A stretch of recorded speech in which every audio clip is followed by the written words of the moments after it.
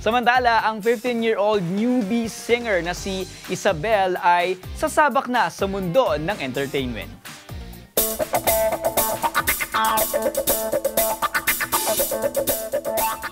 Ini-revive ni Isabel ang kantang Kaba na unang pinasikat ng singer na si Miss Tutsi Guevara noong 90s.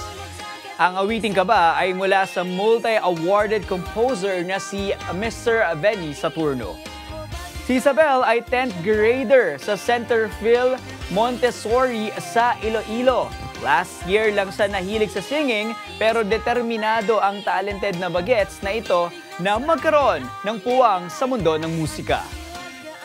Kinabahan din naman po ako kasi sobrang famous kasi ng song, di ba, sa mga 90s, sa mga time ng mommy ko. Kaya sobrang nervous po ako. Pero at the same time, ine-enjoy ko naman pagka-teenage life ko. And thankful ako kay Sir Benny Saturno kasi because binigyan niya ako ng ganitong opportunity and I'm very honored po.